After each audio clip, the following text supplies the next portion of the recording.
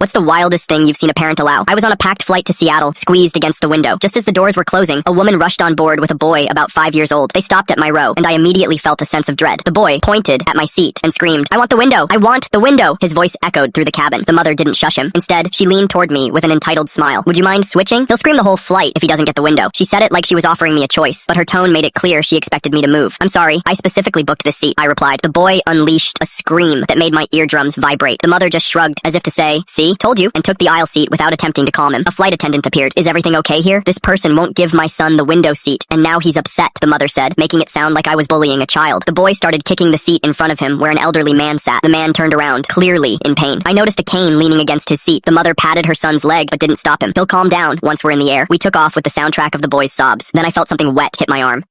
The boy was deliberately squeezing his juice box, so drops landed on me. She glanced up from her phone. "Ethan, don't waste your juice," she said, but made no move to take it away. No apology to me. Nothing. 20 minutes into the flight, the boy unbuckled his seatbelt and stood on his seat. The mother was watching a movie with headphones in. The boy grabbed my book and threw it to the floor. "Hey," I said. The mother removed one earbud. "What's the problem now? Your son threw my book on the floor." She sighed. "Ethan, that's not nice. Say sorry." "No, I want the window." She just shrugged and returned to her movie. The elderly man turned around. "Would you like to switch seats with me?" Before I could answer, the mother jumped in. "That would be wonderful. Ethan, this nice man is giving you a window seat." "Actually, I was offering my seat to this person, not your child," the man clarified. The mother's expression hardened. "Well, that doesn't help the situation, does it?" The boy started kicking the elderly man's seat again, harder. The man winced in pain. "Ma'am, your son needs to stop kicking the seat. This gentleman might have back problems." "He's 5, she hissed. "He has energy. What do you expect?" A flight attendant paused. "Is there a problem?" "This child keeps kicking my seat, and I've had recent back surgery," the elderly man explained. "Ma'am, please keep your son from kicking the seats." "Everyone's attacking me just because my son is a little energetic," the mother protested. As they argued, the boy grabbed my water bottle, unscrewed the cap, and poured water all over my lap. I jumped up, soaking wet. "Are you kidding me? It was an accident. Don't yell at him." "That was not an accident." He looked right at me while he did it. The flight attendant's smile disappeared. "Ma'am, I need you and your son to come with me. We're not going anywhere. We have rights." A second flight attendant appeared, and after a brief discussion, the first one said, "We're moving you to separate seats where your son won't disturb other passengers." "Separate? I'm not being separated from my child." "Then you both need to move to the back row." "Fine," she snapped. "This airline is terrible. I'm never flying with you again." As they moved to the back, the boy screamed, "I hate you all." The mother didn't correct him. The flight was peaceful for about an hour. Then a commotion erupted from the back. Flight attendants rushed down the aisle. The boy had opened an overhead bin while his mother was in the bathroom, causing several bags to fall. One had hit a sleeping passenger on the head. When we landed, 2 airport security officers were waiting at the gate. As I passed their row, the mother was arguing loudly, while the boy sat quietly, looking scared. The first appropriate emotion I'd seen from him the entire flight. I walked past without looking back, finally free from the nightmare that had taught me the true meaning of passenger horror stories.